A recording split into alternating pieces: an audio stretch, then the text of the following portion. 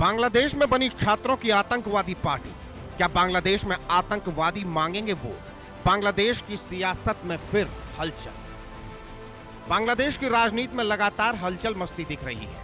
पिछले साल अगस्त में सबसे पहले शेख हसीना सरकार का तख्ता पलट हुआ। शेख हसीना की पार्टी अवामी लीग पर चौतरफा हमला किया गया। कई जगहों पर पार्टी दफ्तरों में तोड़फोड़ भी हुई। छात्र आंदोलनों के दम पर छात्रों ने आतंकवादी जैसी गतिविधियां फैलाई। पूरे देश में अराजकता फैल गई। अल्पसंख्यक हिंदुओं का कत्लेआम हुआ। जल्द ही मोहम्मद यूनुस के नेतृत्व में अंतरिम सरकार बनी। इस सरकार के सलाहकार बने छात्र आंदोलन के अगुवा नाहिद इस्लाम।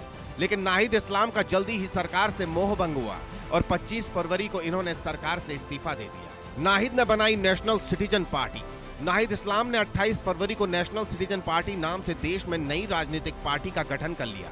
जाहिर है इस पार्टी के सहारे बड़ी राजनीतिक महत्वाकांक्षा पाल रहे हैं। बांग्लादेश की सियासत में आतंकवादी कौन? भारत में रह रही शेख हसीना के बेटे साजिद वाजेद जॉय का इस नई पार्टी के लिए चौंकाने वाला बयान सामने आया है। साजिद वाजेद जॉय ने नई पार्टियों के नेताओं को आतंकवादी कहा और उनकी तुलना जनरल जिया से की, जिन्होंने बांग्लादेश नेशनल पार्टी बनाई थी। अवामी लीग के दूसरे नेताओं ने भी इस पार्टी की आलोचना की है।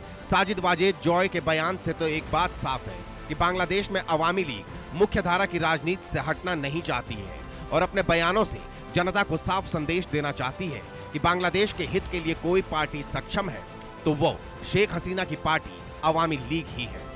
साजिद वाजेद जॉय ने बीएनपी पर भी निशाना साधा। जॉय का बयान क्या है ये आप जान लीजिए। जॉय ने अपने बयान में कहा, आतंकवादी छात्रों ने अपनी खुद की राजनीतिक पार्टी शुरू कर दी है। वे सब कुछ कर रहे हैं जो फांसीवादी नेताओं ने पहले किया है। हिंसा के माध्यम से सत्ता हथियाना, विपक्ष को मारना, फिर एक राजनीतिक पार्टी बनाना और सत्ता में बने रहने के लिए चुनाव में धांधली करना। जनरल जिया ने ऐसा किया और बीएनपी बनाई। जनरल इरशाद ने ऐसा किया और जातीय पार्टी बनाई। अब इन आतंकवादियों ने एनसीपी बनाई है। अगला कदम धांधली वाला चुनाव करवाना है। बांग्लादेश में दिसंबर में चुनाव हो सकते हैं और मुख्य वजह है कि एक दूसरे पर आरोप प्रत्यारोप कर सभी जनता को अपना हितैषी बताना चाहते हैं। चुनाव सामने देख नाहिद इस्लाम की सोच भी यही है। नाहिद इस्लाम ने इस्तीफा के वक्त कहा था कि बांग्लादेश को नई ताकत की जरूरत है। नई पार्टी के सहारे अब वो इस ताकत को दिनों दिन मजबूत करने की कोशिश करेंगे और यूनुस पर भी निशाना साधने में कोई कोर कसर नहीं छोड़ेंगे। शेख हसीना के बेटे साजिद जॉय ने नाहिद को इमाम की उपाधि दी। उन्होंने कहा कि हम हमेशा से कहते रहे हैं कि वे कट्टरपंथी हैं।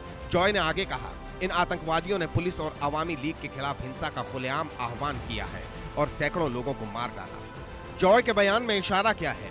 जॉय के बयान से साफ संकेत मिलता है कि अवामी लीग के वरिष्ठ नेता छिपकर भी बांग्लादेश में राजनीतिक स्थान छोड़ने को तैयार नहीं है। जॉय छात्रों की पार्टी को चरमपंथी और फांसीवादी करार देकर इन पर अवामी लीग आंदोलन को अवैध ठहराने की कोशिश करने का आरोप लगा रहे हैं।